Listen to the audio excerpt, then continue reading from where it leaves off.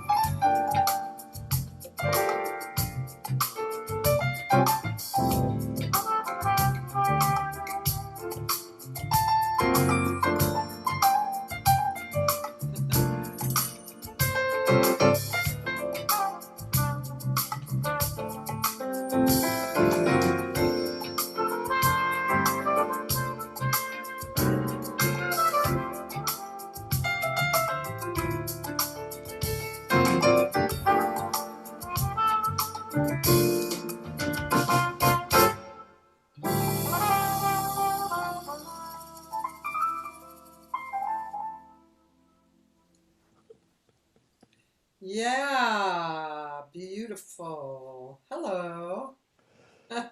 Hi, Kathy. Wow. Gregg Karukas, man. It's been a minute. Yes, I was just thinking about how long it's been. I don't want to say. If you can say if you want. Well, it's been a lot. That's the crazy thing about our life. It's like I don't think it's just this town. I think it's our life.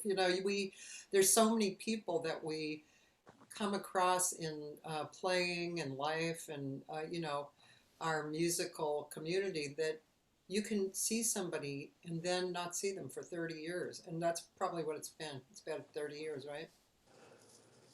Yeah, something like that. But it was Yeah. very nice to see you over at Vitello's recently in the last couple of years.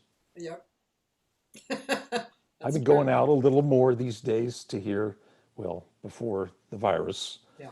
but I was really getting into going out and supporting whoever's playing, and that was my opportunity to see a lot of people that I used to play with or just had not seen in a long time, and so it's been great. Yeah. Yeah. I can't remember who we were seeing that evening. It wasn't Shelby, right? It was probably Inner Voices with Shelby, or it might have been Ron Bosted's show. I'm not I don't sure if think I that. saw his show, although I would have liked to. Yeah. Um, yeah. And yeah, Sandy Cummings. Yeah, Shelby Flint, the 60s. Uh, yeah. Got an angel on my shoulder. Yes, that is the same Shelby Flint, which who Greg worked with. Well, first let me introduce Greg.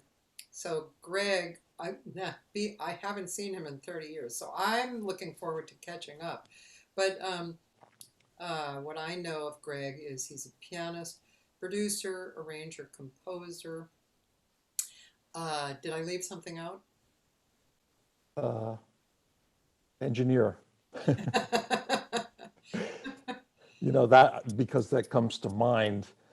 The only reason I've been able to produce my own music, or one of the main reasons, is because I was just multitasking, multi-talented, if you will, Oh, and engineering and programming for quite a while, for a good period during doing film and television work. Basically supported, me doing original music. yeah, yeah. Well, yeah, and that's another reason we probably didn't see you that much, right? Because you were always working within your own studio.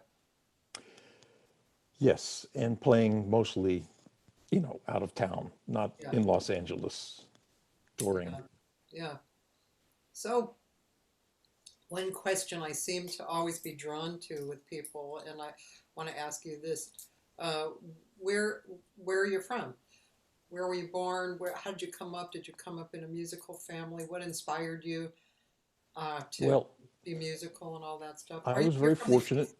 East I Coast? grew up in Maryland, in Bowie, Maryland, and it was a suburb of Washington, D.C., Baltimore, and Annapolis. So we were right in between those three cities. Yeah.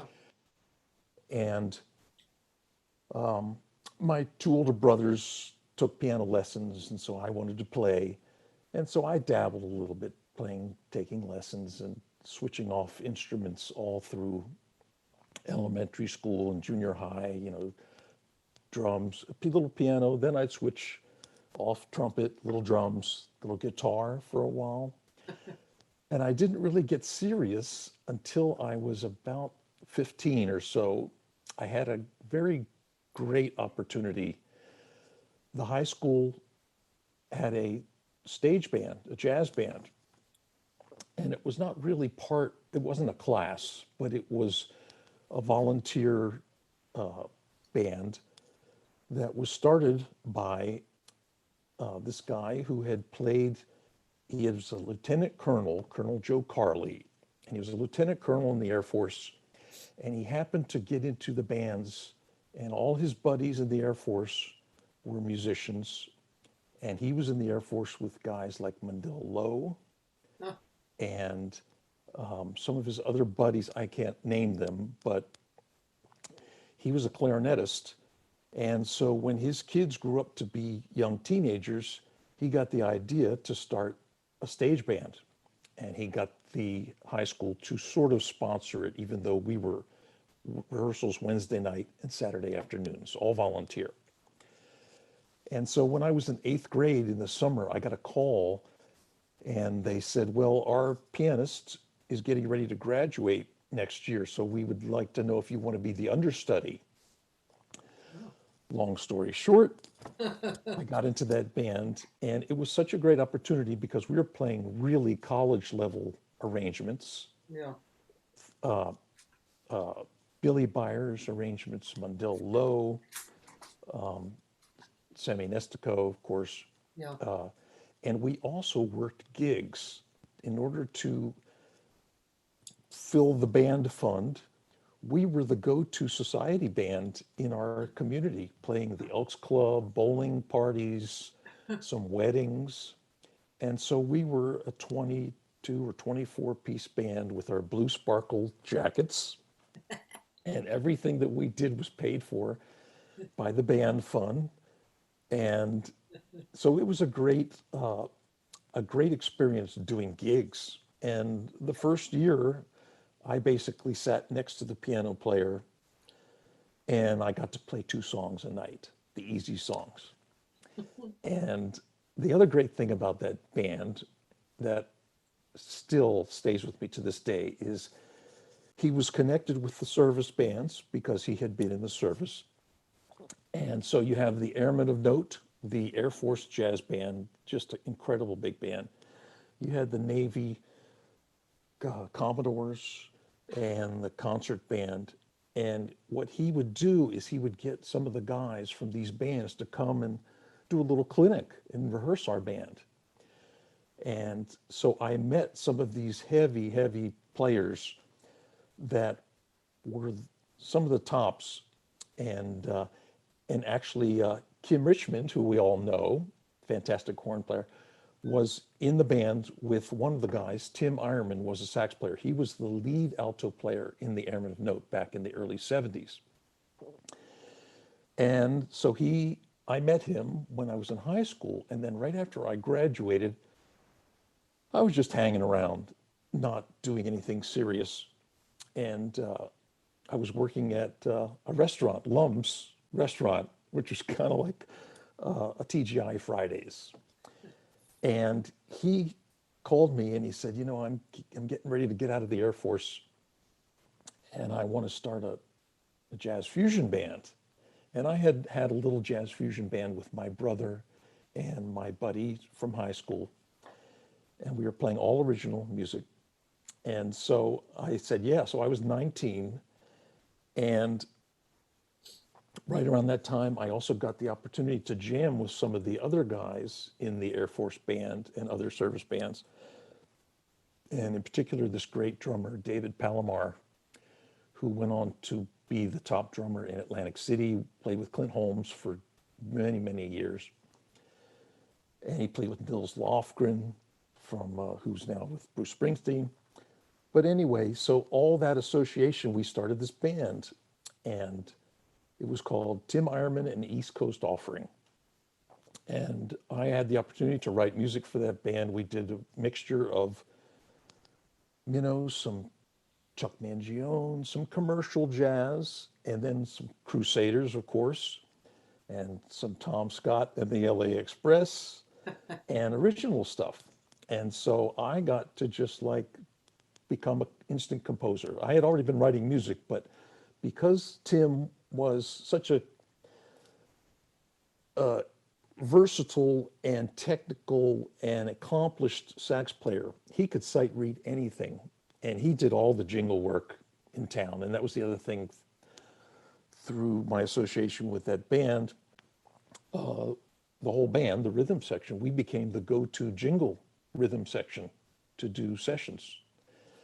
But anyway, writing music for Tim, mostly on alto, because I was really into David Sanborn around that time. And he could play anything I'd write. And so I was just exploring styles.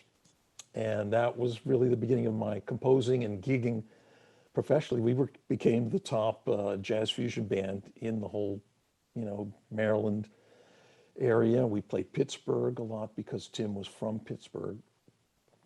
And we did a couple records, and that just led to me doing a lot of session work in DC, and that was my beginnings. Well, you must have been pretty young, right? Because when I met you in LA, you were young. Yeah, I was 19 when I started gigging around the Maryland, D.C. area. And we had East Coast Offering together for about 4.5 years, and that was our main focus. None of us had day gigs.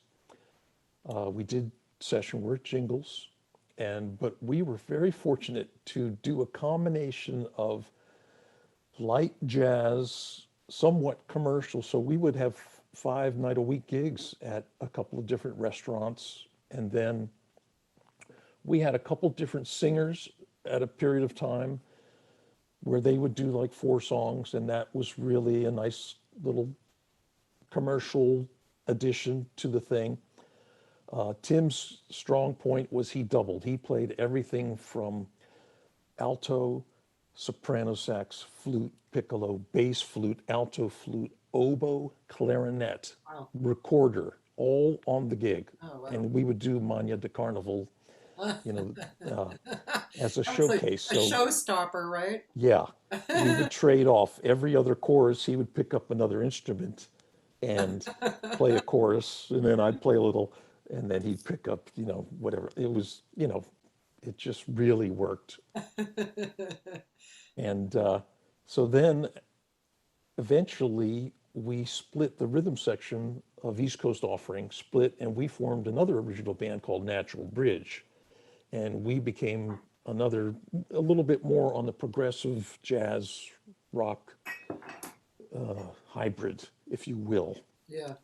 for another couple of years. And we were also, the cool thing was we were the go-to band to do opening shots for national acts at a few different venues, the Cellar Door being the classic, kind of like the Roxy of DC, Yeah.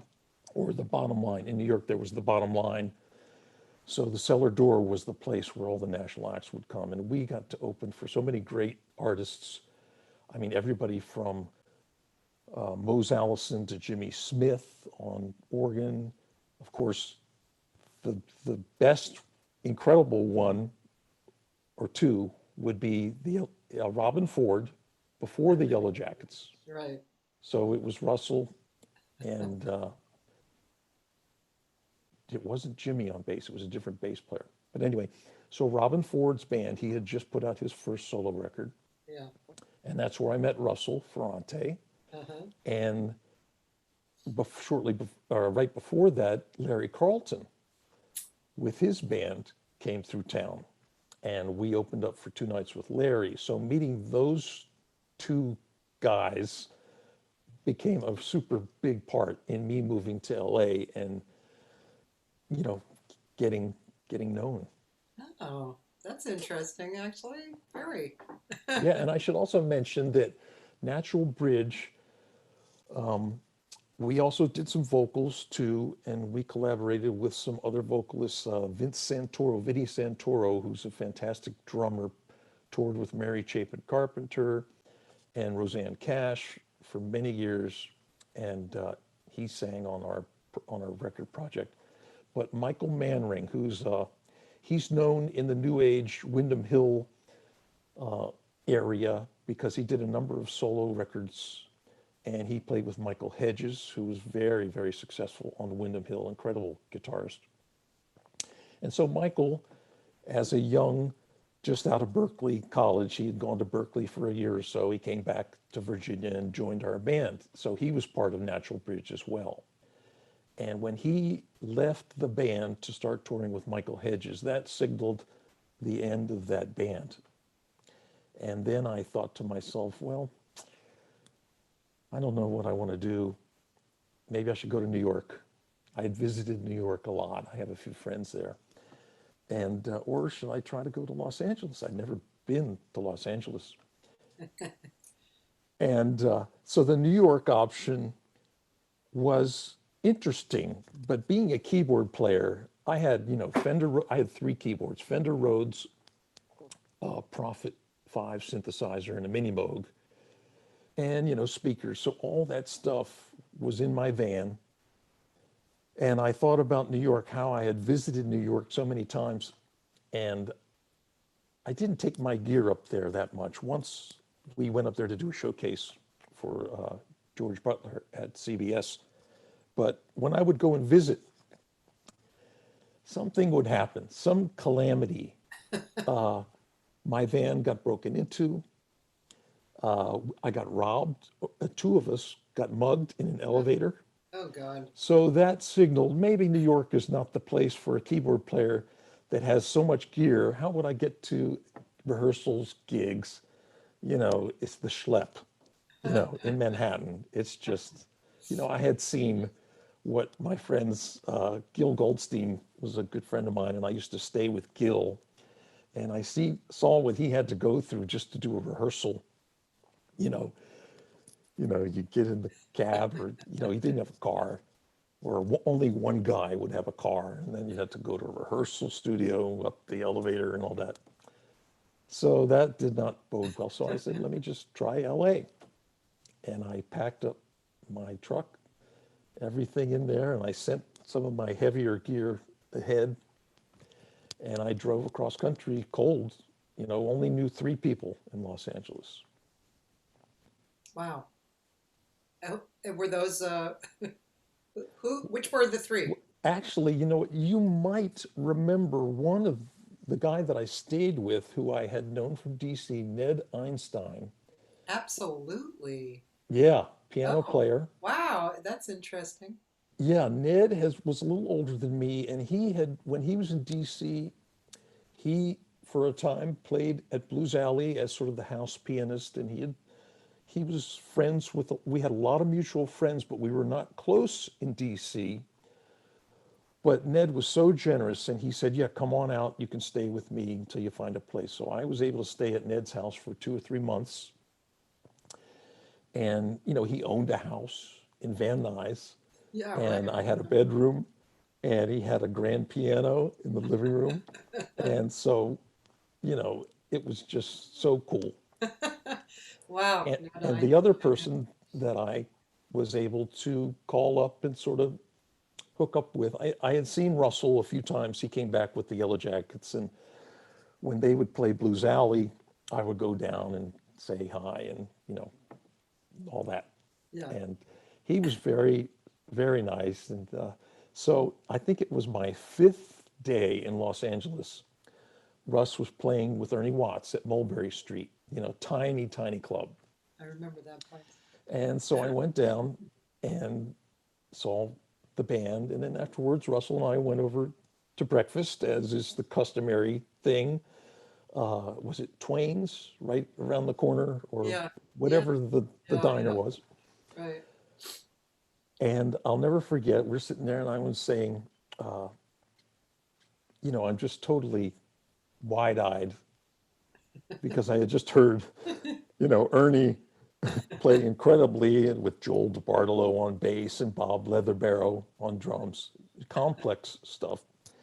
And Russell's saying, I'm saying, I'm prepared to starve, for a few months, and just go and see what's going on. And, you know, maybe it'll work out, maybe not. And Russell goes, don't worry, Greg, people always need keyboard players. You're good, don't worry. And I thought to myself, that's so nice of Russell to say that, but I'm going to take it with a grain of salt. I'm still, you know, just going to be cool and not expect too much.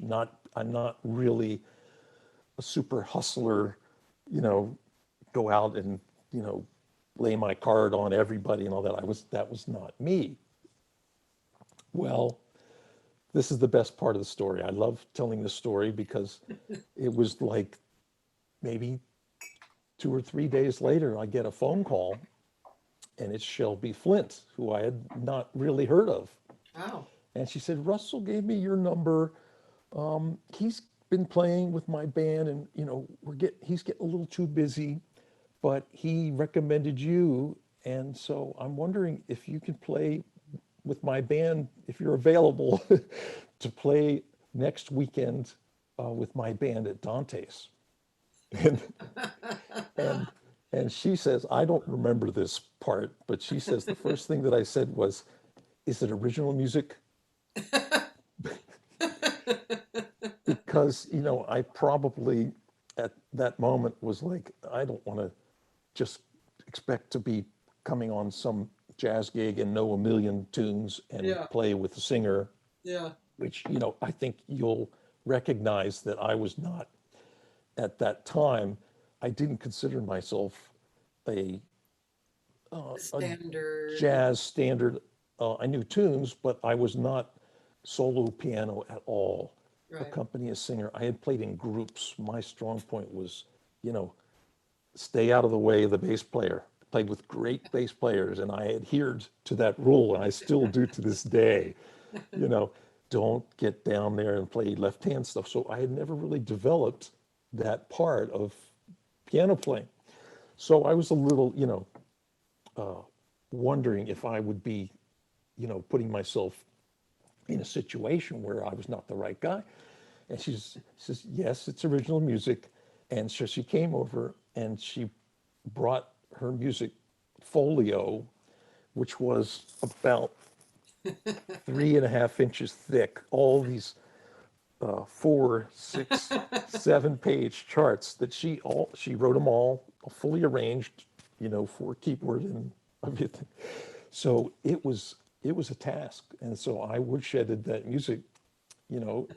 So then my 12th day in Los Angeles, I was playing at Dante's with Shelby. And for people who don't know Shelby, I encourage you to look her up on YouTube. And she's, so that's 30, how many years? I don't, 35, 34 years. We still played together all through this period. She's featured on a number of my CDs, and I recorded with her. And so that was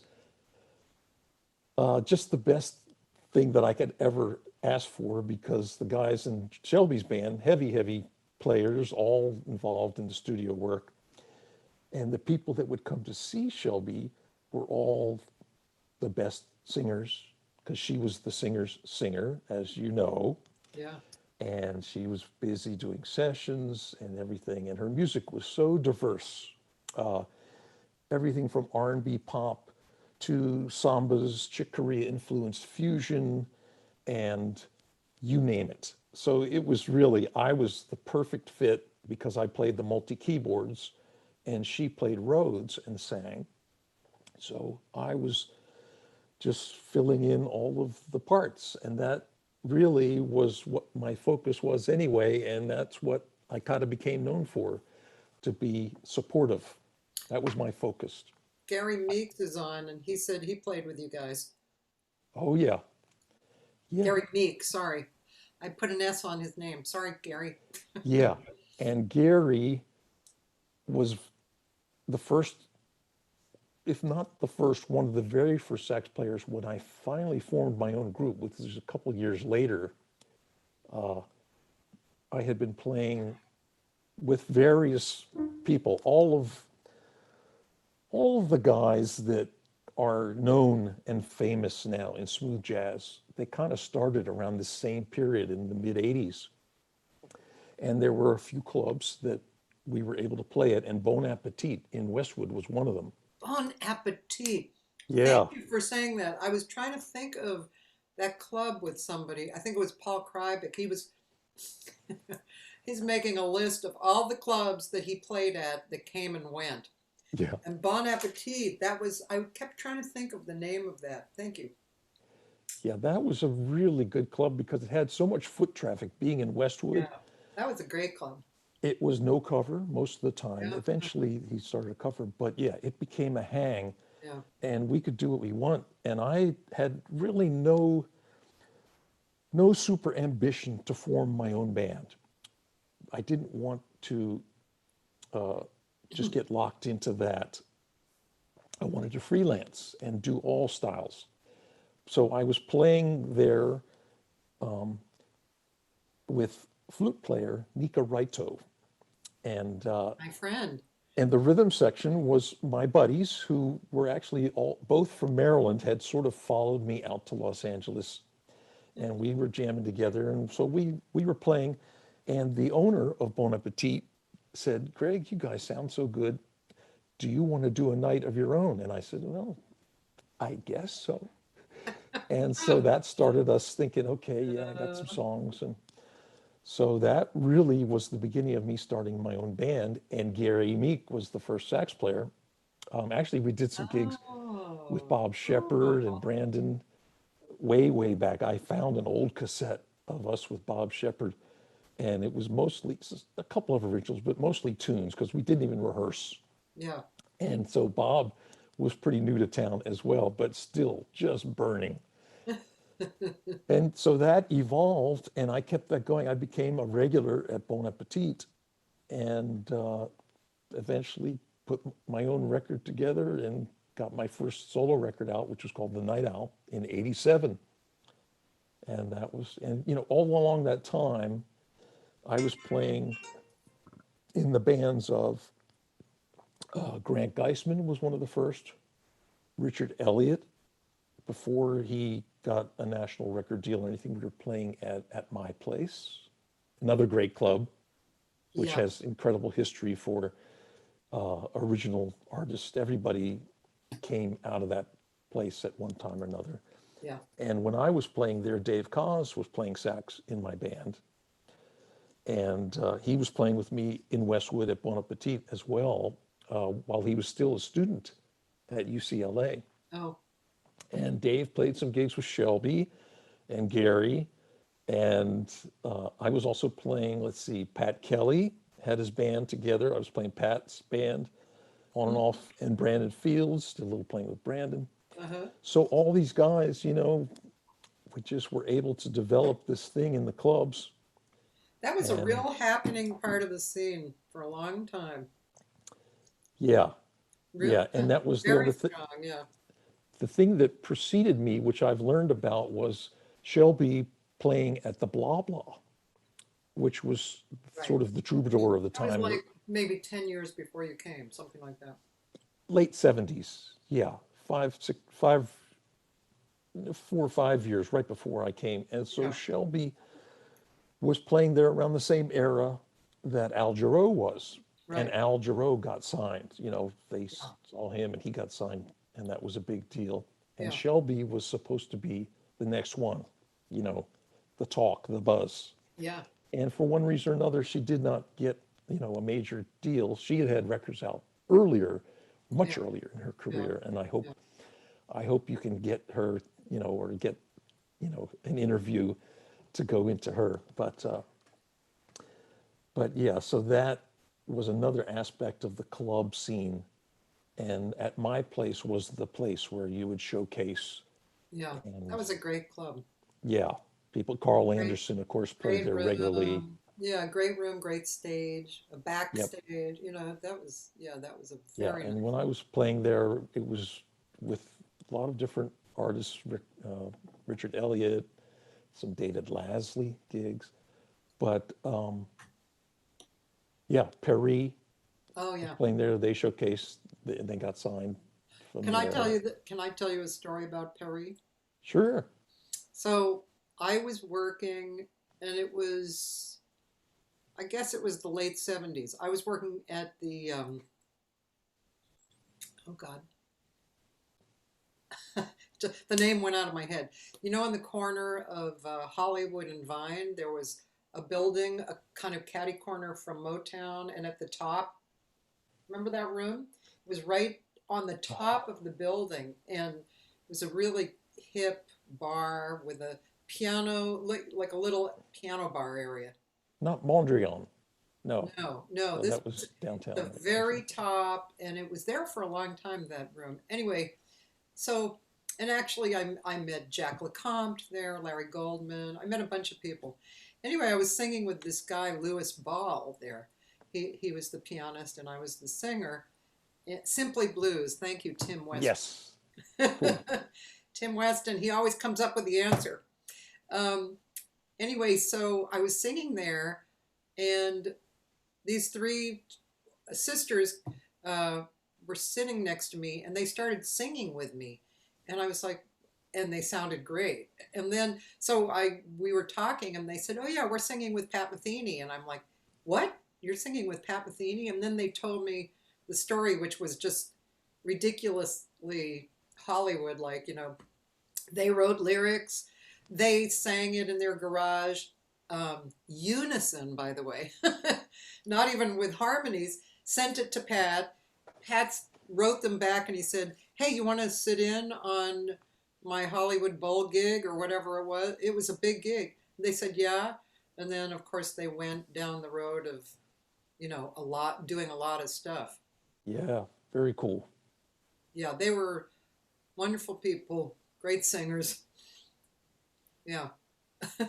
Sorry, I had to stuff that in there because that was so Well, I hairy. just love those stories, and that's one of those things about LA is you just never know who's going to be in the audience.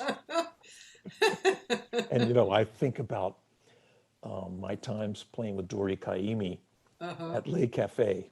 Yeah. And, that place held 60 people and it was full Did it always. hold 60 people? I thought it I was think that like was it. 30 or 60, something. and, it would just be packed. And their line, the Yeah. shows, we do two shows. And so the line would be waiting on the steps to get into the second show. And how in that place, when we played, and also, doing shows with Shelby, my band, and other Yeah. artists, but Dory in particular, the people that came to see Dory, right in front, 6 feet from us is Wayne Shorter, you know, Right. Dave Grusin, and, Quincy sitting in the corner, and Michel Legrand is in the house, and he's going to come to the second show. And, and Yeah. I said, Pretty I mind said blowing. to Dale, this was when they had smoking in restaurants, right? Yeah. Yeah. And so downstairs in the restaurant, people were smoking, and I knew that Michel Legrand was a cigar smoker. Oh gosh. And so we're in the back room between shows, I think, and Dale with Doree and Claudio, and we're sitting there, and Dale says, "Yeah, Michelle's coming up for the second show." And I said to Dale, I said, "Dale, man, I am allergic to cigars, and if he smokes a cigar, I'm going to pass out. I'm going to like, my blood pressure, my heart rate, just, I just can't. Basically, my chest tightens up and I can't breathe." So I said, "Man, I cannot do it." And he goes, "Don't worry, I'll talk to him, but it's not going to be easy." And he said something else. I won't repeat what he said, but anyway, the bottom line is, you know, he said something, and Michel Legrand came up, saw the show. It was all beautiful, but I know deep down inside, Michel was pissed that he couldn't smoke his cigar like he's used to. And then ever since then, they had a little sign. They still allowed smoking for a while, but they had a sign, "No cigars Oh in the God, room," because it was so that's small. interesting. Well, yeah, it That, was a tiny room. Do you know that that place still exists? and I heard, yes, I It's think called that's the very Sherman cool. Room. What is it called now? The Sherman Room. I went to see a pianist who moved here from Atlanta, Ted Howe, who's a great pianist. And I walked in the place, and I was, downstairs, and I was thinking, this looks kind of familiar. And then I was like, wait a minute, is this Lake Cafe? And then sure enough, back to the left, the stairs up, and there's the room. It's a little changed, but that was it. It's Lake Cafe. That's Kind of cool. mind blowing, man. And then when you go out, you can literally go out and out. It's kind of hard to describe, but just on the right past the bar, you can actually go to an outdoor patio. Oh, great. I always thought the rooftop had potential, besides us just going out there to hang out, Right, right. between sets. But did you have to drag your stuff up the stairs or something in the back? Oh yeah. And at that point, I had a helper. That was the beginnings of, if you're going to take a Fender Rhodes up those stairs, you need help. Yeah. I remember it was a really nice room to work at for somebody like me, a singer who, people came to hear. I remember Stephanie Haynes and I had several gigs there. We do duo gigs there, and I worked there with Carl Schroeder, and yeah, that was a really beautiful room. Yep. Yeah, Ron good times. Boosted is here too, and I'm sorry, who? Ron Boosted Oh, yeah. Hey, Ronnie. and Gary Meek said that you were his connection to a lot of people. Well, yeah, and that was the best thing about Gary as well, is that he could read anything and he could Yeah, transpose anything. So I'd say, should we try this on tenor, maybe, or alto? He goes, okay. It's like, I mean, I just got pretty spoiled when it comes to, writing. And that was another great thing about moving to Los Angeles, or at least the way I came up. People wrote charts, yeah, and anything I was not like super fluent, but I yeah, would write a chart, and whatever experimental thing I was working on, I was fortunate that the guys could play it. yeah. And Gary was another one of those guys who would just read anything and Jump you in. know take it and interpret it and all that. And Yeah, that was definitely my alto sax period, because I was so into the David Sanborn vibe. yeah.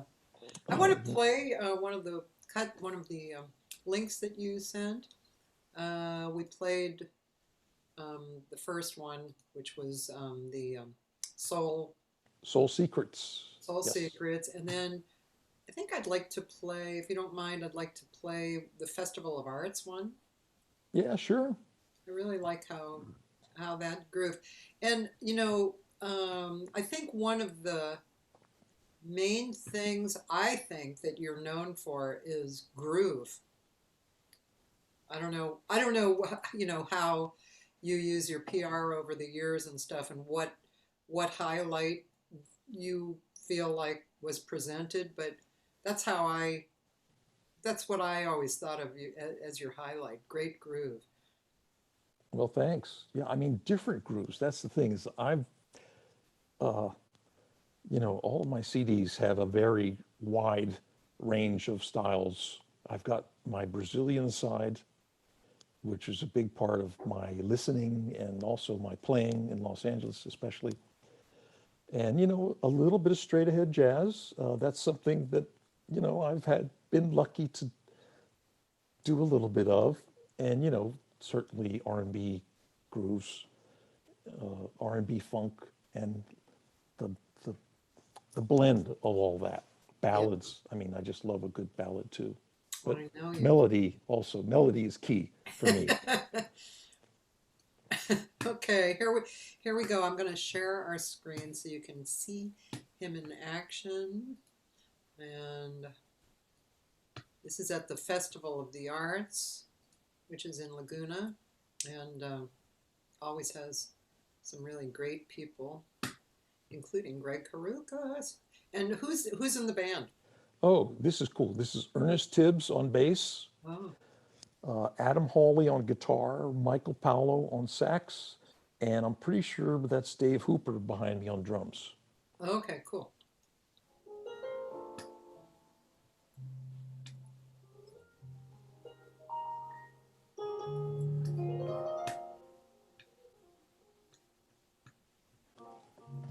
I'm gonna get something to drink. Okay.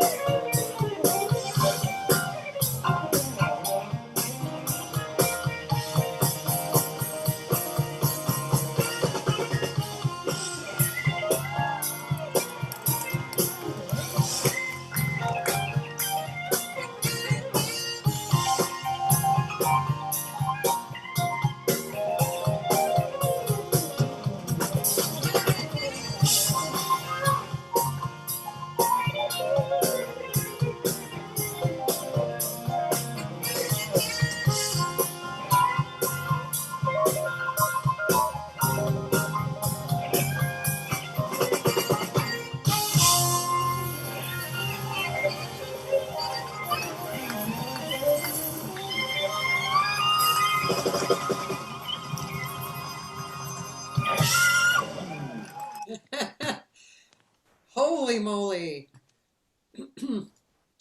Yeah, man. Huh. Did we break the internet? Oh, yes.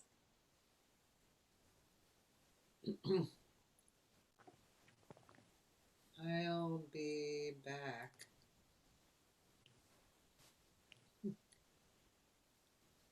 Please talk. Okay, let's see. Uh, hmm.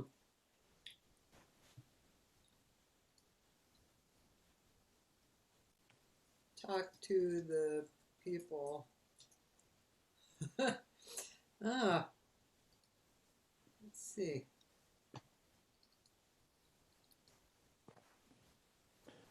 Try minimizing that whole window and see what, Oh, am I back? there you are. Okay, mate. Can we have your Where am I? video? Yeah, that. Where am I? Oh, start. No, is that right? Yeah, I think I had to click start again. that's so odd. I that was the first time I've ever disappeared. Okay, maybe I need to reset my camera too. Let's try that. Yep. Okay, you're coming. You're coming on, maybe. You see a picture? No, I don't either. you might have to get off and join again. Oh, there. I see your picture. Jennifer Wheeler was there that day, and it was a great show, she said. Michael Paolo was a wonderful addition to the band. Yeah, Michael and I have definitely been playing together for many, many years in a lot of different situations. Yeah, I think my camera just got reset. Come okay. on, camera. I also have a great video, my friend Dan said, of you on Sound of Emotion, a solo piano piece. Uh-huh. Yeah, there's one from England, from London, uh, that was on a Steinway. Luckily, that was very nice. This club in London. I almost was going to send that to you, but the sound was not that great. I mean, sound Yeah. is notoriously not great What on is some of these. what is the Sound of Emotion from? That, um, let's see, 1992, did the CD called Sound of Emotion, which actually Shelby's on that CD too. We did I Keep It to Myself. That was kind of a big radio hit at the time. All right, I'm going to switch. I know what happened. I think I know what happened. Let's get that out of there. Let's go here. Let's see if I can click this camera again. Ah, come on. Come on, device. I Come think on. I got it. Can you see me? Wait a No. minute. Start video. Bam. Ah! I see you now. I switched cameras and now that's back to basics. Just the camera in my In your computer. laptop. Yeah. Sorry about that. That's, it's technology. So you Yeah, were but we did talking break the about, internet for a minute there. yeah, you were talking about Sound of Emotion. Oh, yeah. Um, well, that's one of my CDs. That was my third solo CD. And Ron and I co-wrote Sound of Emotion, the title track. Hmm. And he sang it and just did a beautiful version of that. And then at the end of the CD, I do sort of a version that's a solo piano reprise of the song. Oh, And so that lives on. I still do. That's my one solo piano thing that I had done over the years in my shows. oh, A little 2.5 minute piece that I do. And that brings me to what's happened lately is I've put together a whole project, a brand new project of all solo piano. Oh, And this is something that, for me, I was never really a solo pianist. And it just kind of happened organically, the combination of a lot of things, being isolated at home and practicing a lot. And, getting back to Le Cafe,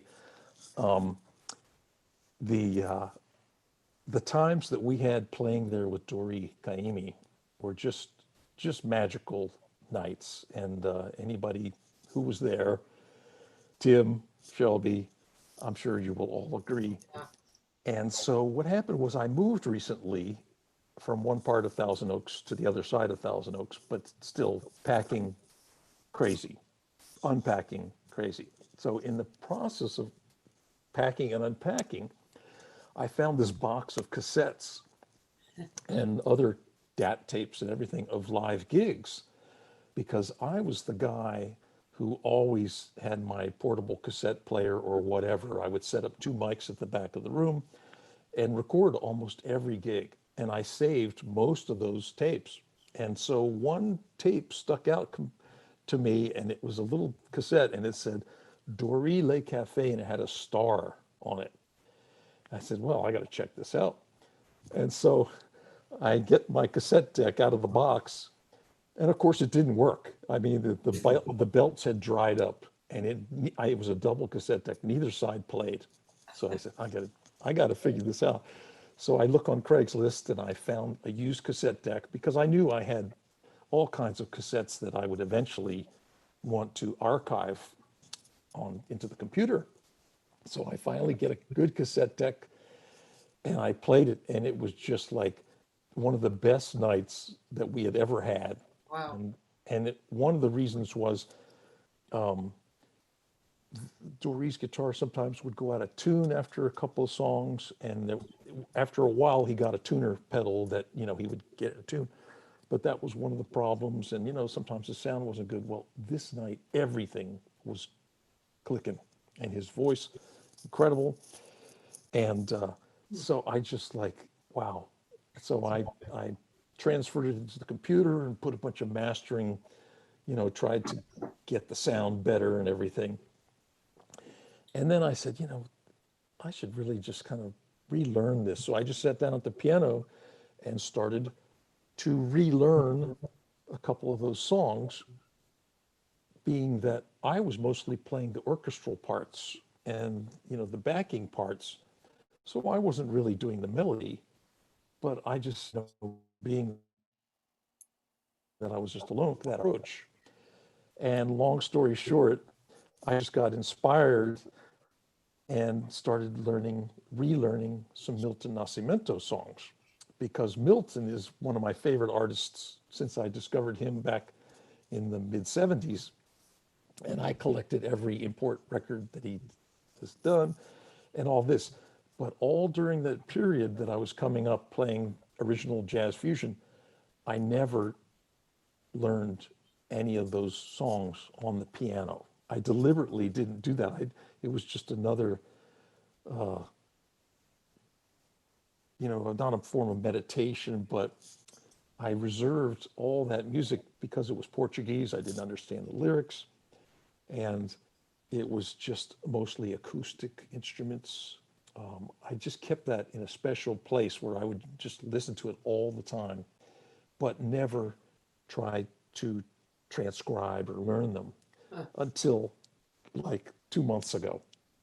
And then it was just a whole thing. I started down the rabbit hole, and I found just some of my favorite songs. And so, long story short, now I've got like 17 songs between some Milton and Dori Kaimi songs, and then a bunch of original songs that I just sort of had in my sketches that I developed. And now I have to edit out a few of the songs, and it's going to be my next project sometime late summer, called Cool. Serenata, and That's it's my pretty tribute. exciting. Yeah, so it's another exploration without any commercial Yeah, you know, intent. ambitions Yeah, necessarily. Much like when I did the holiday CD, Home for the Holidays with Shelby, that was jazz trio, which is something I had never really done. And I just had this idea, this is a good excuse to try this format to do a holiday CD that's not something where I'm trying to, you know, put out my yeah. original thing as in, you know, this is my next big project. It was sort of a side project, but it was a chance to do some arrangements and do a different thing. And that's become one of my favorites and many people's favorites as well. Can I stop us? Can I play Home for the Holidays? Did you write that? Or you Home both? for the Holidays, Ron Bosted and I wrote together, Okay, and Shelby, of course, sang it. that really is. I mean, I'm gonna look for it here because, let's see, Home for the Holidays. Gregg Karukas, I guess. Karukas. Let's see. Oh, this is a live version. How is that? Is that good? The live version? Do you remember?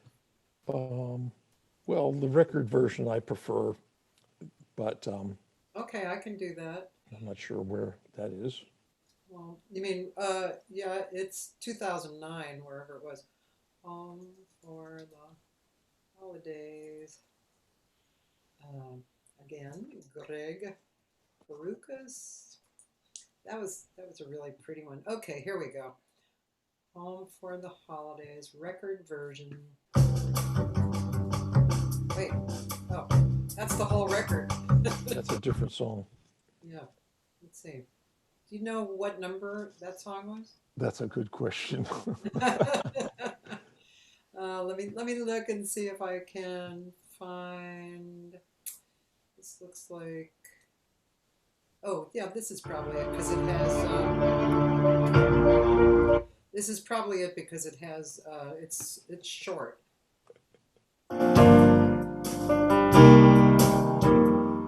Oh, yeah. Let's end the year on a miracle. Peace on earth and goodwill to men. A heavenly light to show me the way. Back to my family and friends. Where it's cold outside, snowflakes are falling, eyes in the oven. My loved ones are calling me home for the holidays. I wanna be home. We'll take a walk in the neighborhood, see the pretty houses and their bright colored lights, to hear the sound of the carolers caroling, making sweet music tonight. It's cold outside, snowflakes are falling, eyes in the oven, and my heart is calling me home for the holidays. It's good to be home. For the holidays remind me it's love that really matters. It keeps us together wherever we roam. We all need a place to go home.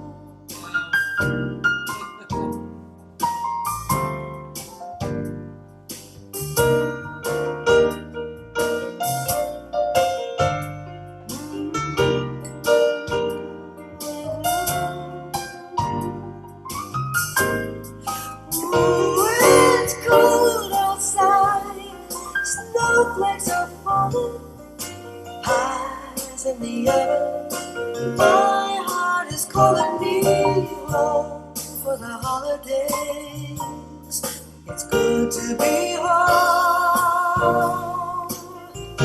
So good to be home. My heart is calling me home.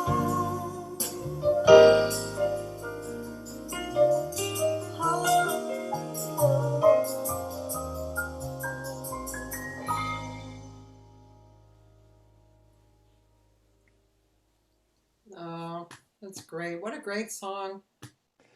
Thank you. Yeah. Boy, that's one of those things where we have always thought that James Taylor should put this on his holiday record. Yeah. And I think he did one a couple of years ago. And, somebody like him Yeah. with the Yeah. perfect, Hmm. that was kind of like the groove that we heard. But yeah, Yeah.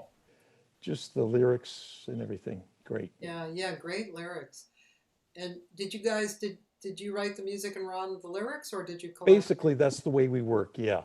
Yeah. And every now and then I'll just throw in a little line Yeah. or something like this, and Ron just, makes it 100% better. He's always been a great writer. Yeah. Yeah. Yeah. That's really beautiful. And of course, Shelby Flint. You know, I can't tell you how many times I was in the audience with her and cried. You know, hearing her sing. Yeah. And I knew her when she was at the Blah Blah, and because I was a waitress at Dante's with Al Giroux's wife, Susan, and so we'd go over to the Blah Blah, and Al and Shelby. That was the old Blah Blah, and yeah, just one of my favorite Shelby songs. Well, first of all, I've recorded Something We May Never Know Oh, several yeah. times, and I also have an orchestration of that as well, because it's perfect for an orchestration. And also, but one of my favorite songs that she does is Hound Dog. Just slaughters me every time. Slaughters. Yeah. And just all super original. And the fact that Shelby was writing songs when she was a teenager, and this is before, you know, Joni Mitchell, before Buffy St. Marie. Well, maybe Buffy St. Marie was right around there, but certainly before Judy Collins and Joni Mitchell. And, you know, she's definitely an original. Yeah. And yeah, Something We May Never Know is just one of those masterpieces that, you know, it's out there on Spotify. People can find Shelby's music, look up Shelby Flint Yesterdays, or if it's not Spotify, it's CD Baby Digital. That's right, I think. And that's the only place you can hear it, but it's just well worth hearing. It took, I don't know how many years for it to get finally released. But yeah, still sounds great. Yeah. Um, I want to ask you something. I want to talk about the term smooth jazz. Um, and I mean, pe- it's been a long history of that style, the name and the genre, and it's gone through um, positive images and negative images, and apparently it's held, right. The style name has held. But as you're talking today, it's pretty obvious that there were great artists all the whole time who were in that genre. And what do you think about all that? What do you think about just Well, it's always been hard over the years because now, it's been since I did my first solo record in 87. I considered it funky jazz. I considered it funky R&B, melodic R&B, but you just that does not quite have a ring to it. right? And it had so many other labels before Quiet Storm, New Adult Contemporary, and when they finally came up with smooth jazz from this radio station in Chicago, and somebody patented it or whatever, copyrighted it, they finally had something that they could make a nice graphic to, and they could, you know, put branding, you know, so all that, fine, it happened. But for me, I have never related or been so involved in that. Uh, I focus on the music, and I will say that having had some longevity, the format, as they call it, they call it a format, even though we don't have too many radio stations now, there's internet radio, stuck with the format. And the people that are our fans, that's all they know. And a lot of them came to this music maybe when they got to be a little older, when they got to be in their late 40s or 50s or who knows, Yeah. whatever, that's all they know. And so nobody should really worry so much about it. The main thing is that they're super passionate, and people who discover, whether somebody discovered my music, back in the days when we were playing clubs and, you know, nobody, we called it club music or funky jazz, or whether they just discovered it like 6 months ago.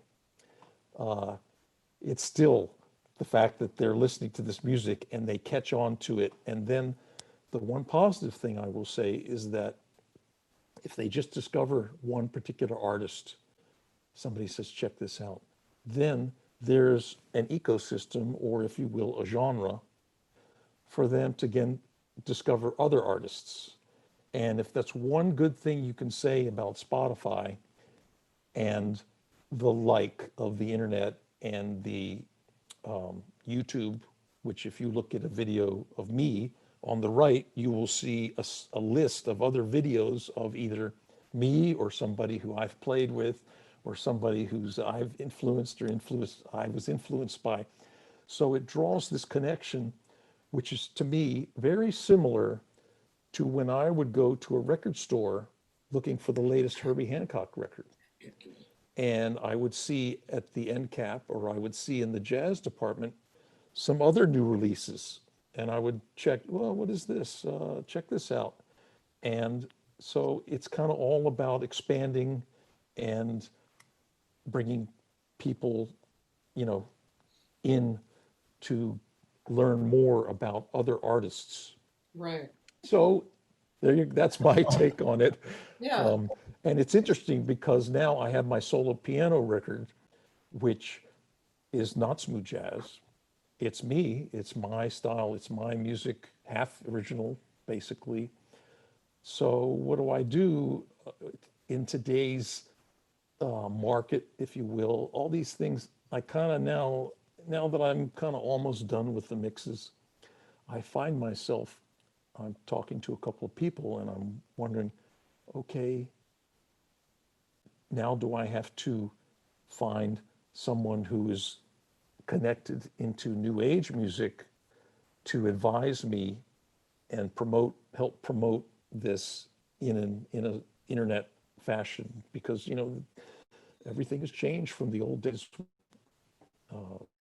I did my last few releases independently, and the one thing that we would do is hire an independent radio promoter, which I'm sure you're familiar with, and someone who specializes in the stations that have played my music over the years. So it's like, it's been 5 years, 4 years, he's got a new project out, check it out and monitor it and track it and watch it go up the charts, and they have the charts and all that. So it's a necessary evil of, the business that now I have to think about, okay, I'm not thinking I'm a new age What artist, style are you now?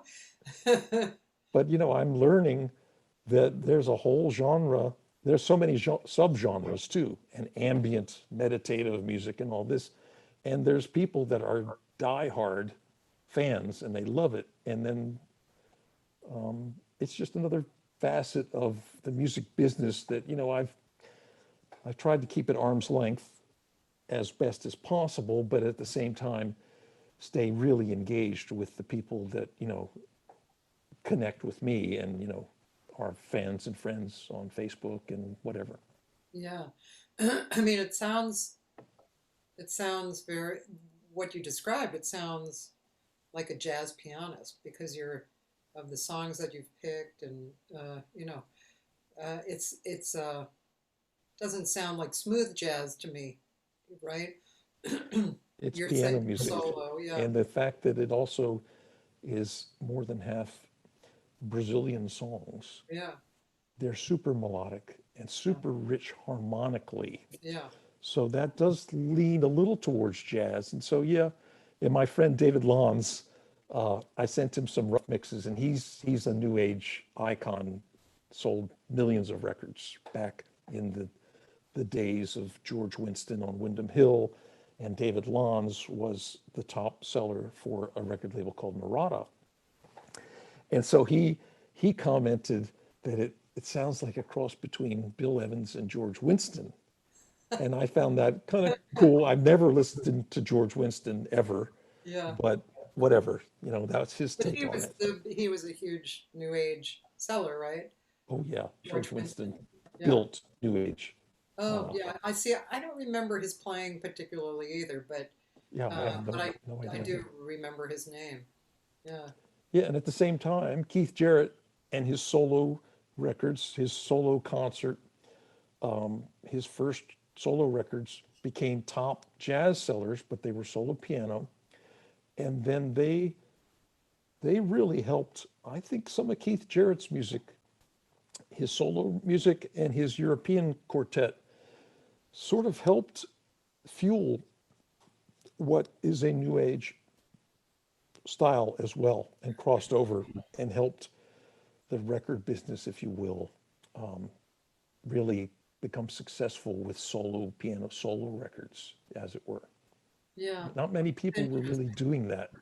Mm-hmm. Leo Kottke was doing solo guitar records, but then Keith Jarrett solo, and then you have Michael Hedges solo, and then you have George Winston and solo. Well, ECM, although it was a lot, it was definitely, uh, like it involved classical and jazz, and I mean, it was pretty deep label. But that, of course, was what Keith Jarrett was on, and there were some things that I think probably bridged over to New Age Yes. because of the quality of the feeling, right? That the music evoked. Yeah, there was a lot of things. Looking back, I'm a huge ECM fan, and that was a big part in the 70s of my listening, as well as the Brazilian stuff. But also the openness of the sound, the performance is very open, and the record covers very stylistically open and sort of new age. Hmm. And another thing that is that ECM brought some Brazilian artists in and did very well with Egberto Gismonti and Nana Vasconcelos. And of course, Oregon, the band, was a Yeah, they were they were unclassifiable and were sort of crossing that genre between new age as yeah, Paul Winter consort. yeah, And Paul Winter, to me, and the Paul Winter consort really, and Paul Horn, both yeah, of those guys, are yeah, the beginnings of new age, if you will.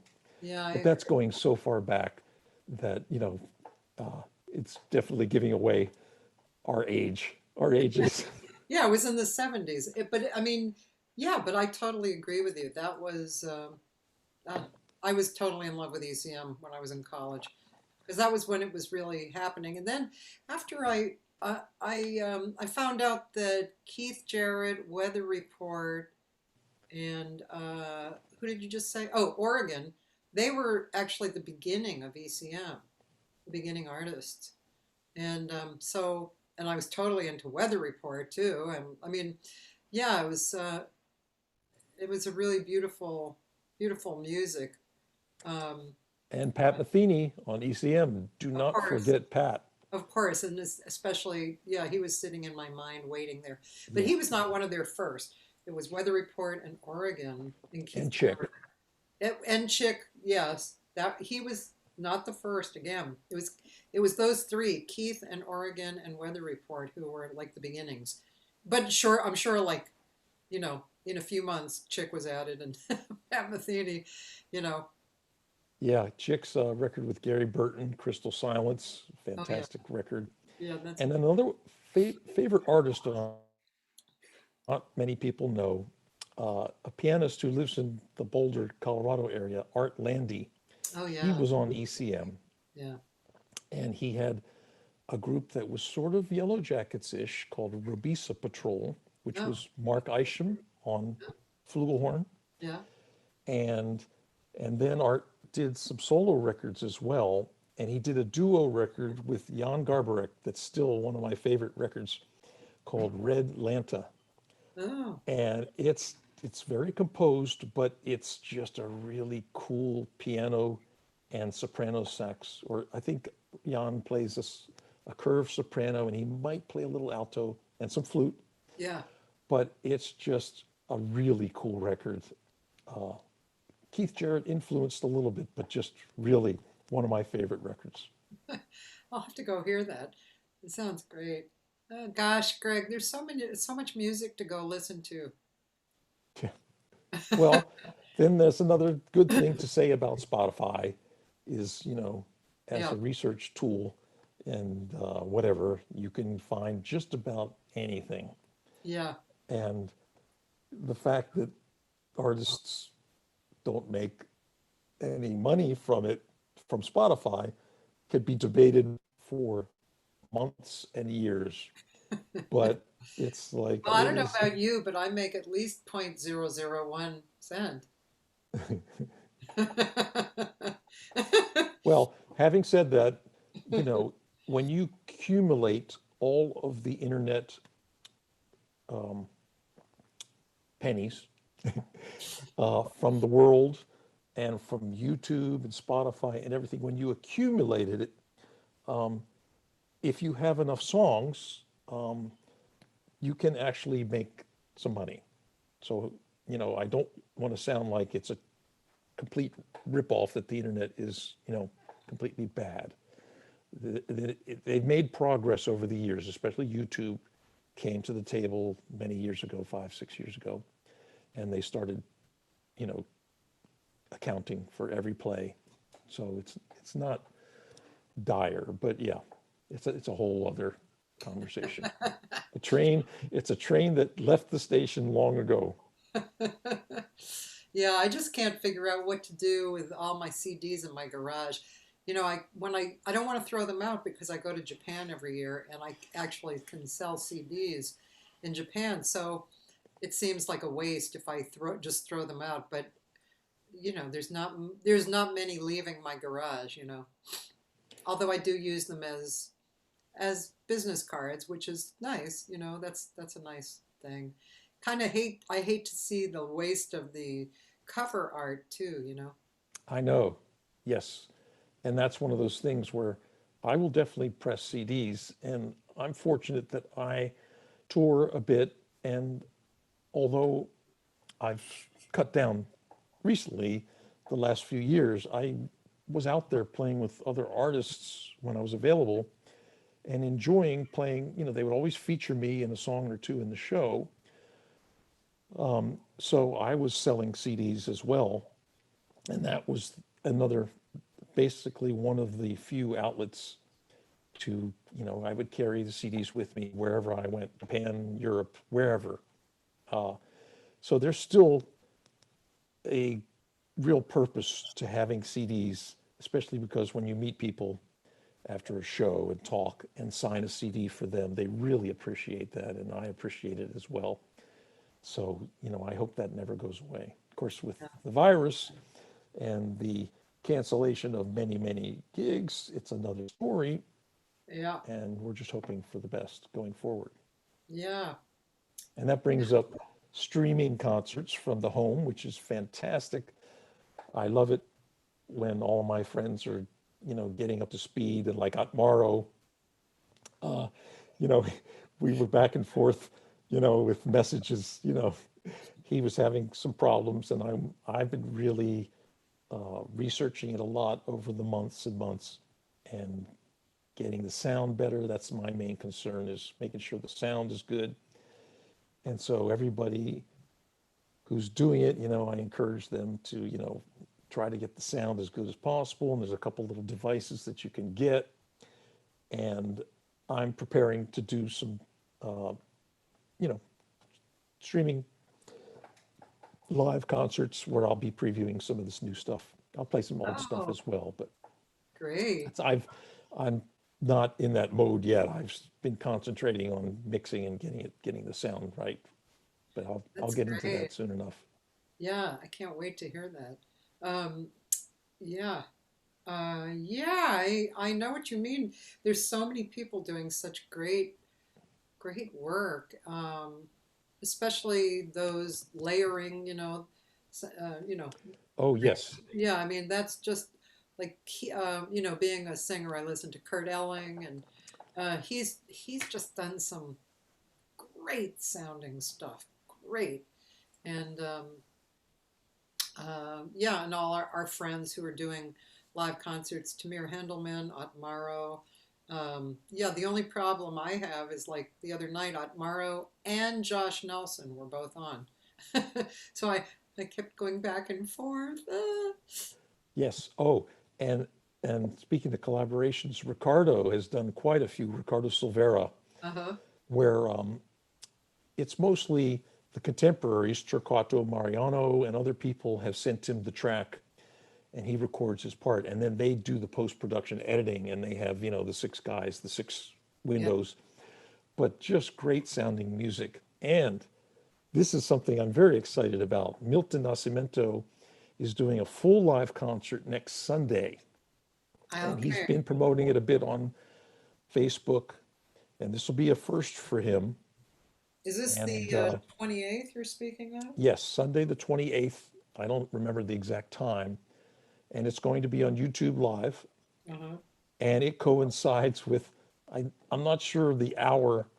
I'm going to be at a memorial barbecue for my father-in-law at my sister-in-law's house, which is right across town. And so I'm going to have to see if I can get it on her big screen, put YouTube up on the screen and at least have it in It the will background. probably, because I also have a conflict, but I'm wondering, it'll probably be on there right afterwards. Sometimes, yes, sometimes it stays, and that's another great thing. Another one of my favorite Brazilian artists, Flavio Venturini, has been doing a weekly live thing, and the sound is incredible, and his voice is just incredible. I encourage you to check him out because everybody loves Yvonne Lins, right? Yeah. I'm Well, sorry, what's his last name? Flavio Venturini, Venturini. yeah, Italian sounding name. Yeah. So he's a predecessor of Yvonne. And if you love Yvonne Lins, Flavio was part of the crew on Club da Esquina, the classic Milton records from the mid late 70s, Yeah. and had his own solo career. And he's just a killer singer-songwriter. Pure voice, high register, just, you know, if you like Yvonne Lins, you'll love Flavio. And of course, I don't understand one word of the I'm Portuguese. surprised because you've been into it so long. Well, yeah, I mean, that's one of those things where, when I play with Sergio and Angie Giray came in to be one of the singers, Yeah. she really studied the Portuguese and got it so well, but I don't think she really knew the language. And the same with Kevin Littau. I'm Yeah. not sure whether she can Understood. understand, but putting in the time to get you know, the pronunciation right, that's a Yeah. whole nother thing. Yeah. I recorded one of my last albums was called The Jazz Chamber, which was with a small jazz chamber, and I had a few different arrangers, a few different guest artists, and a song that Dori Amarillo arranged was Veglio Piano, Oh, and it's just such a beautiful song. And I had Kate McGarry.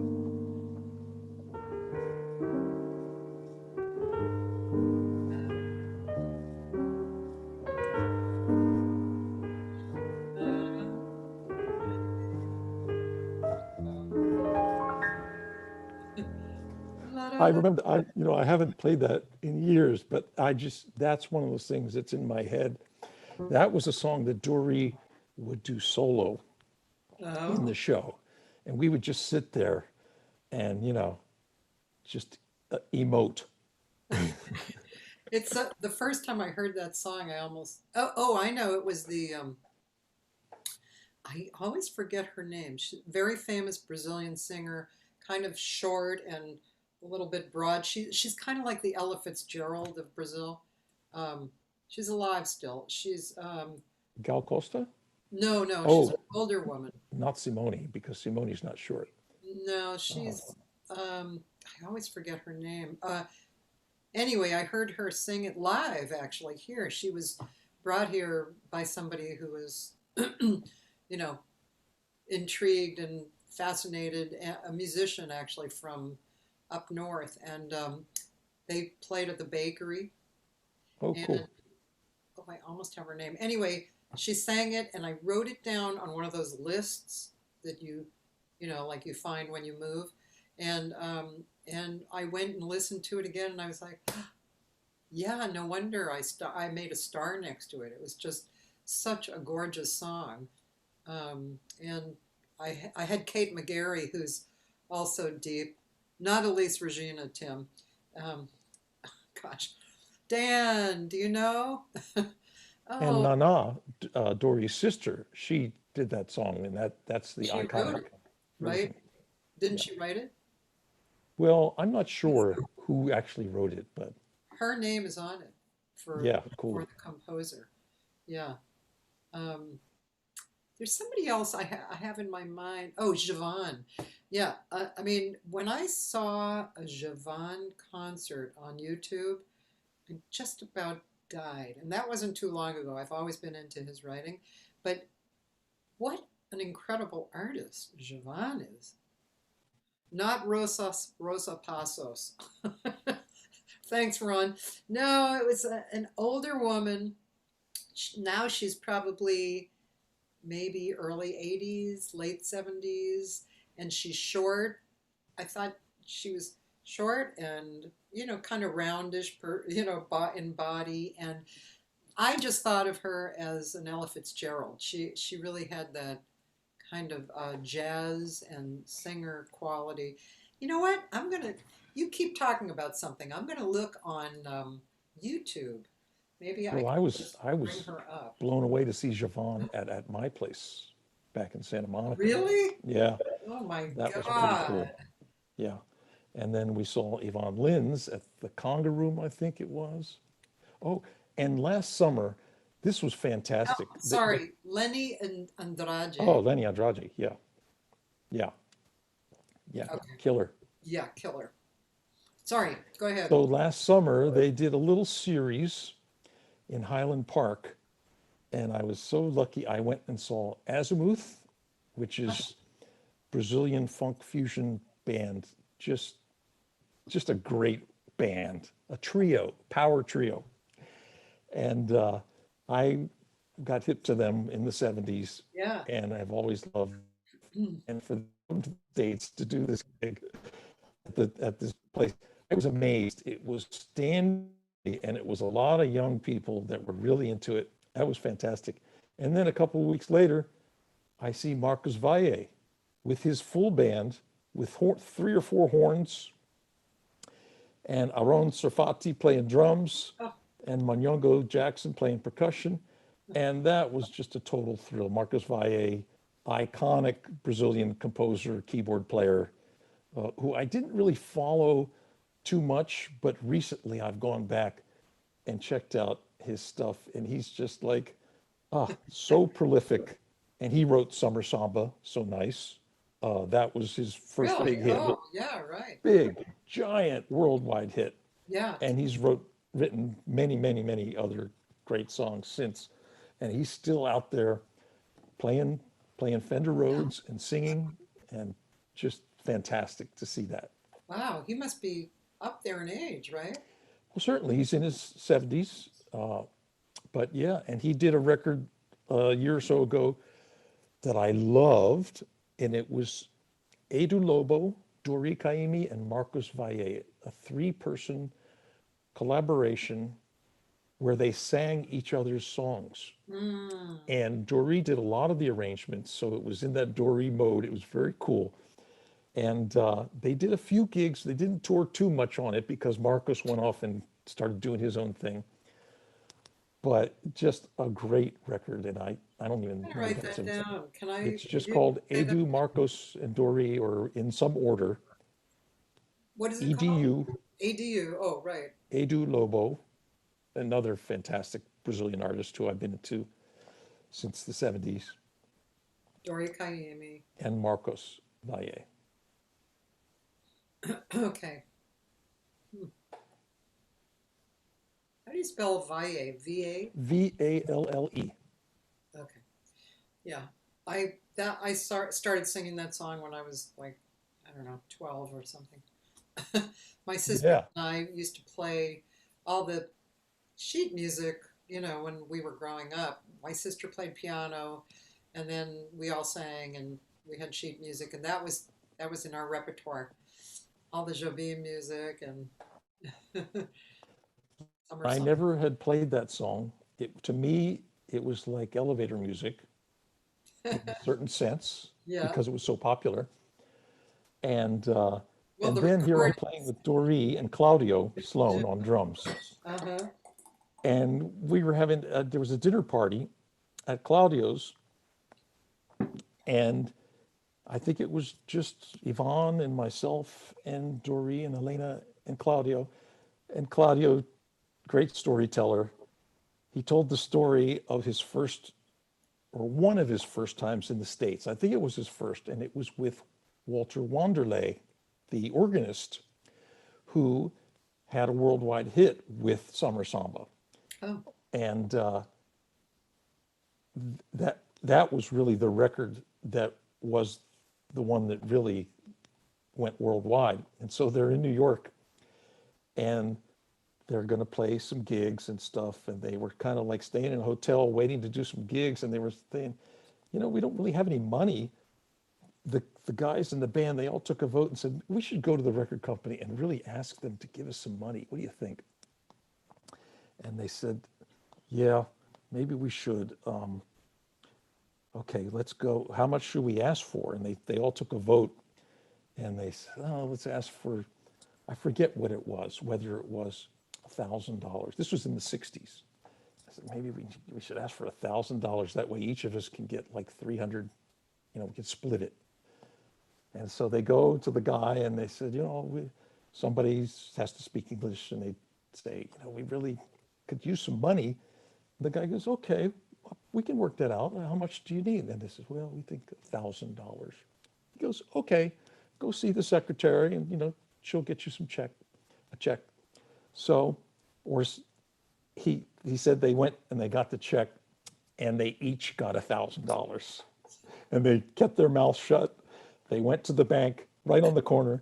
They cashed it immediately, and he and Evangelina, his wife, they went to the hotel, and it's the most cash that they had ever seen in their life. And so they spread it all out on the bed, like, this is welcome to America.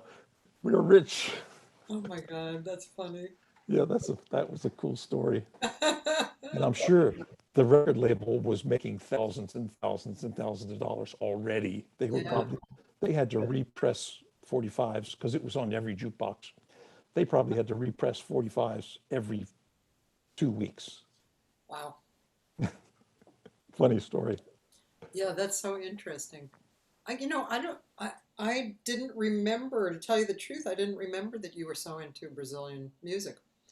Because like we said in the beginning, it's been, a long time that we were around each other, and I just didn't remember. Well, it's one of those things, like I said, I kind of reserved it for my listening, Yeah, and it filtered into my music a bit. but you played with Sergio. But yeah, there was that period when Ricardo Silveira came to Los Angeles. We had some mutual friends because he had been at Berkeley, and he said, "Yeah, I want to put a band together." And he had a record deal on Verve Forecast, and so he had brought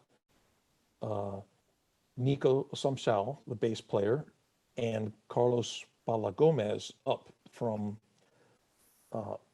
Brazil because he had a couple gigs. He had a showcase for the Verve convention in Florida, and a couple gigs were starting to be booked. And so we spoke, I want to get a band together and do some gigs. So I started playing with Ricardo. And because Ricardo already knew Sergio and other people, and the Brazilian aficionados, if you will, that word started to get out. And I was very fortunate to do that little tour with those guys. I was the only American. And then I got recommended to play with Sergio and do some gigs with Sergio. And that was cool. And did that for a while. And Doree was also putting out a record, his first record on Quest, which was just called Doree Kaimi, the white one. And Sergio had produced that. And so Doree started doing some gigs. So I started playing with Doree. So that was all late 80s. And I stayed playing with Doree through the early 90s. And that's Doree's gig for sure is my favorite gig in life. I mean, just magical music, magical situations from Le Cafe, 60 people, to the Hollywood Bowl with Sergio and the orchestra, with Doree conducting, to Montreux in Switzerland, Brazil night. Quincy Jones presents Brazil night. It's Milton Nascimento, Gal Costa, Chico Buarque, the Caymmi family, Dorival and Nana and Doree. And then we did our Doree set, and it was the only two Americans on the stage were Jerry Watts on bass and me on keyboards. And that was just, Oh my God. just the thrill, Oh, you know, to go all that way under Quincy's auspices, you know. He basically got us on the gig, yeah. and that was just super exciting.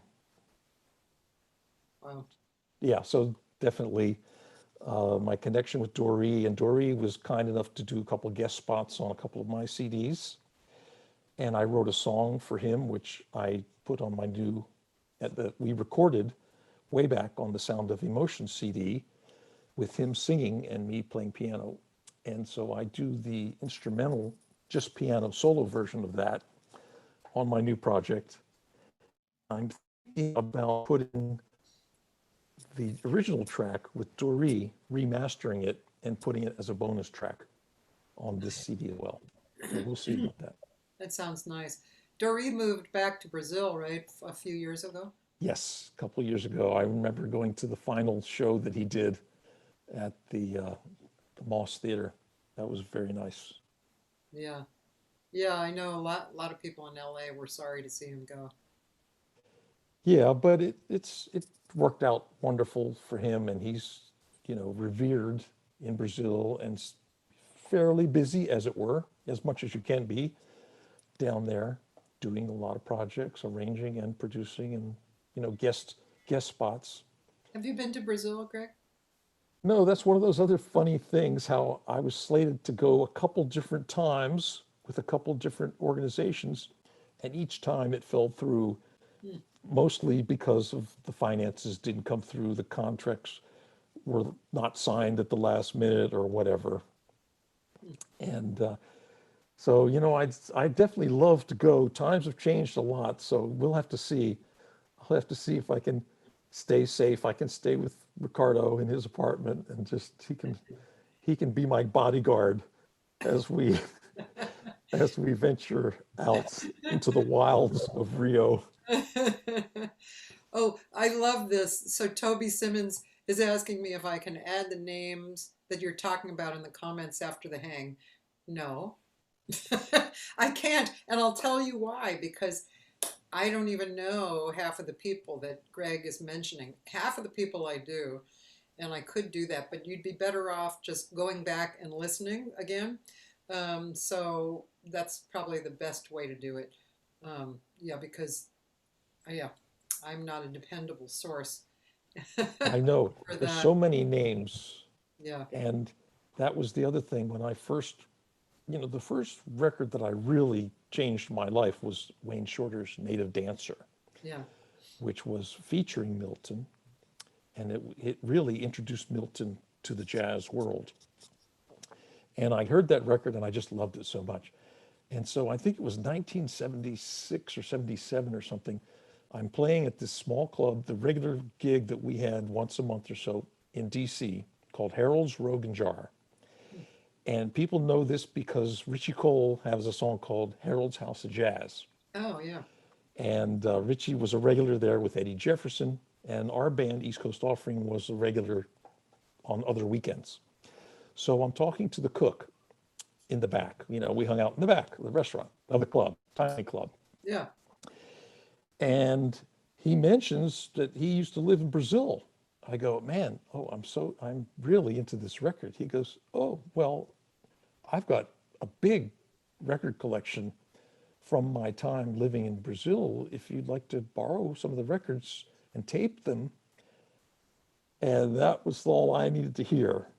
And so I have cassettes. I must have 16 cassettes at least of records that I taped. And I would write the title of the artist, the record, and a lot of times I would write the titles of the songs, but none of the real credits. And so I had the artists, and then I gave them back the records. So, all these cassettes, especially João Bosco, Edu Lobo, this was before Yvonne Lynn, so it was Dom Salvador, pianist, and of course all Milton, which I later went and I bought all the LPs because they were available as imports. So I have every Milton LP. So thanks to him, Mitch Rubin was his name, and we're Facebook friends now. It's pretty cool. He lives in the States now, but he Well, was in Brazil for many, many years. Thanks to him, I just had a education of all this MPB Brazilian music and was just inspired to buy these records, and especially the Milton classic records. And like I said, I didn't understand any of the lyrics, and I know from reading now that the lyrics are super poignant and super culturally relevant to what was going on. There was political yeah, turmoil yeah, along these times, and there was censorship going on. So they had to mask some of the undercurrent. It was an undercurrent of freedom, striving for more freedom of speech in the lyrics. And there's a book that was written that I just got recently called Club da Esquina, written by a guy who's a professor at Cal State Dominguez, I think, uh-huh. in LA. And it's English, and it's a very good study about the whole crew of songwriters, musicians that created the Club da Esquina project that was under Milton's name, but it was really a collection of songwriter singers that all went on to have solo careers after this record hit in about, I think it was 1975, Yeah, 74 or 75 that they did this record. that's And interesting. Dory actually did some arrangements on the record, and everybody, Deodato did some Huh. arrangements, and just And so many I'm sorry, great what was people. the name of that? It's called Club, Clube, Da Esquina, Esquina. Yeah, okay. That's interesting. That's really sounds really intriguing. Yeah, Um, and that's just a big inspiration yeah, for this solo experiment adventure that I've been on the last couple months. yeah. I mean, I have numerous things to say about that, but one is Ricardo Ricardo Silvera?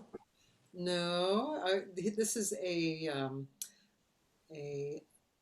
Mon, Montero, Roberto Montero. Oh, sorry, Roberto. I am so bad with the pronunciation. Roberto Montero. Yeah. So he's a guitarist here. He's from Brazil, and he's done workshops at my house because he wanted to start a history of Brazilian music, and it was in two parts, and it was really good. He knows a lot about it. He's a wonderful guitarist and singer, by the way. If you are looking for that style, which you may in the future, but um, yeah, and that was really intriguing. It's just great to hear about the history because somebody like me may not know anything about the history, and what the music is. Ted Falcon is another person. He lived in Brazil for 9 years. He's a violinist and a mandolin player, and I had him on a few, like last week or something, and uh, he is super familiar with the music, choro. He's so familiar with the music that as a gringo, he went to Brazil and he taught a class to Brazilians about choro music. Well, there you go. Well, I have to suggest you should get Ricardo on the Zoom Yeah, because he's just sitting at home and he's practicing and he's playing and he every other day he'll do a little solo guitar thing and put it up on Facebook and it sounds great. And I mean, he toured with everybody, Milton for many yeah, years, yeah, and Joao Bosco recently. They've been doing world tours, and I mean, Joao Bosco, incredible guitarist, singer, and the grooves that Joao Bosco does. Oh, yeah. So, yeah, you got to hook up with Ricardo. okay, I will. I will. But yeah, it's an endless education Yeah, to listen to this stuff, and it's really unique. And the coolest thing is that many of the Brazilian artists were super influenced by jazz and by people like the high-lows, the Four Freshmen, the harmonies, the the jazzy sound, and they synthesized it. There's another book that I read um, that was written by not Chico Buarque. Oh shoot, a famous Brazilian artist. I forget, but I have a book. It's in English, and it's basically the history of modern Brazilian music. And it talks about how they would get a record by either the Four Freshmen or the high-lows, and then they would just dissect it and try to learn and sing on the street corner, sing these harmonies. And then they'd interesting. maybe put a little guitar behind it, a little choro, and then synthesize it into a little bossa nova-ish samba. And then there you go, a melting pot. Yeah, yeah, that's so interesting. There, of course, I know a few other piano players like Stefan Oberhoff is a Oh huge yeah, for Brazilian. yes. Also, Todd Hunter, he's been traveling with Dionne Warwick as her synthesized player for 20 years. So they had gone to Brazil a lot because she was really into Brazilian music. And actually, last year he went to Brazil and recorded a record there. So that was a great experience for him because he knew a bunch of people, and apparently it's just a great experience recording there, and so he's about to come out with his record for that. Yeah, well, that was another big part of my uh, education was I was very into George Duke. I discovered George Duke through Frank Zappa. He did a couple of jazzy records, one called Grand Wazoo, which was a big band record, and George had a feature on that. So I bought every George record and Cannonball record that George was on. And then George comes out with this record called Brazilian Love Affair. And Oh he yeah, went to Brazil yeah, and did tracks down there with the guys from Milton's band. And he did some in LA with Ricky Lawson and Byron Miller, and had Flora sing a little bit, Flora Purim. And it was a really great funky jazz synthesis of Brazil. And that's one of my top 5 records of all time. And that really is a cool cross-pollination, if you will. Yeah, I remember that record. Hey, and also, were you familiar with Monsieur Santos when he was alive here? Yes, yes, a little bit. Yeah. Yeah, yeah. In fact, I remember um, most of my, or a lot of my friends were playing with him.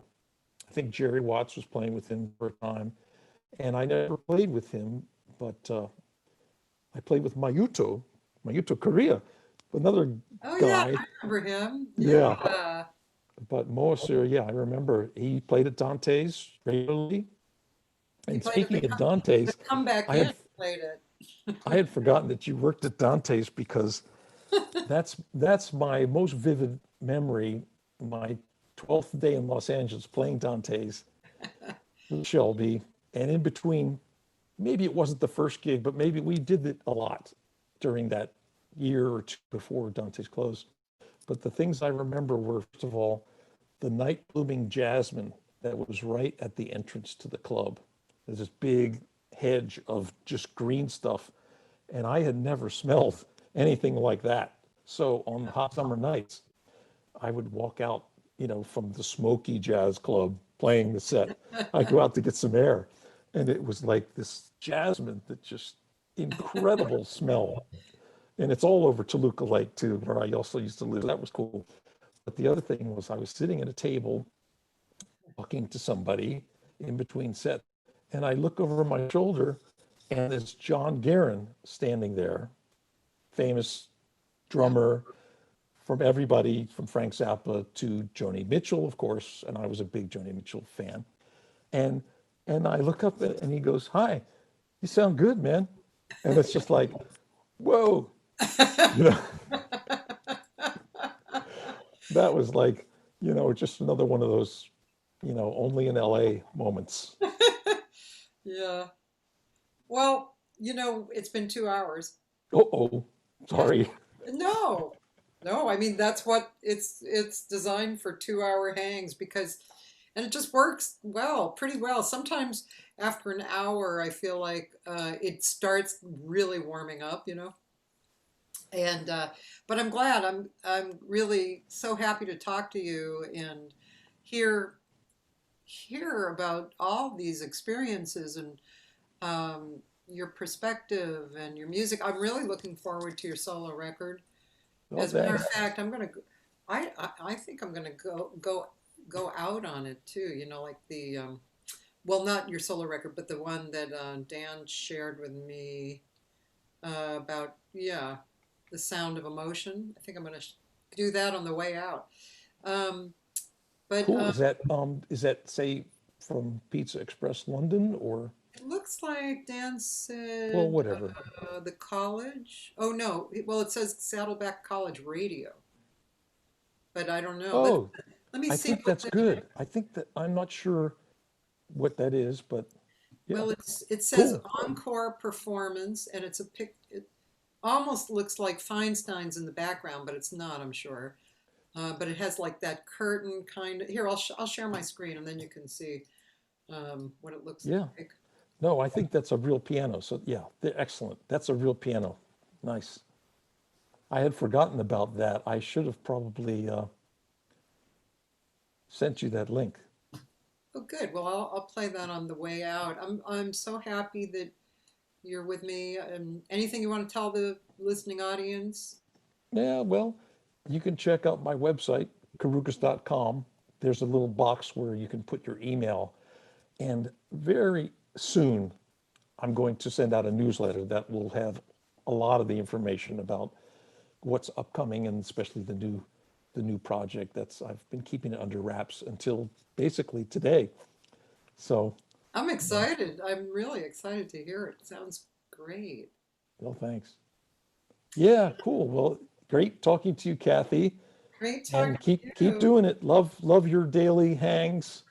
Thank And you. I know you're on there a lot. It's nice to have people I know on there. Tomorrow we're gonna have Diane Reeves. oh, And fantastic. Wednesday, do you know Phil Giffen? I do.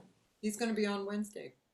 Great. Yeah, songwriters. It's great. Yeah, the whole thing, singers, songwriters, instrumentalists, I love and the whole thing. Michael Patterson, if I don't know if you remember him from here, he was a pianist and he moved to vaguely. New York a while ago, and he's an orchestrator and composer. He's going to be on Catalina from Catalina's Jazz Club, and the week will end with Pat Kelly, who you mentioned. So Over 30 years. So that's just cool. yeah, Pat, love Pat. yeah. So that's this week, and I'm just going to keep going until I shouldn't. Yep, and I don't I'm know. gonna shoot you some names of some people that I know that you may not know Okay. that you might like to talk to. Oh, thank you. Okay, good. Great. Uh, Cool. ladies and gentlemen, keep safe and have a great day. And we're going to play Gregg Karukas' Sound of Emotion on the way out here. So, yeah, I'm sharing my screen. Greg, thank you so much. All right, Kathy.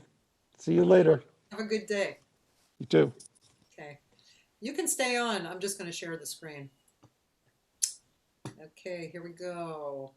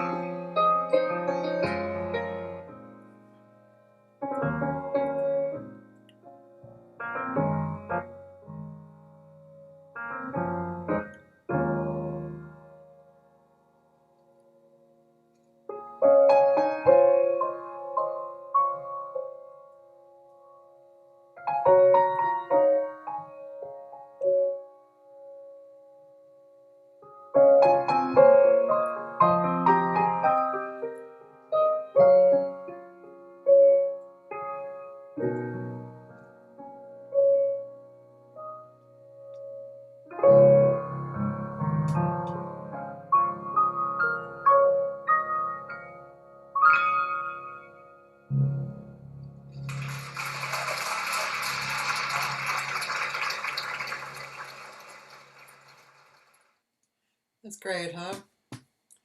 Wow, beautiful. And he plays with such joy. It's really beautiful.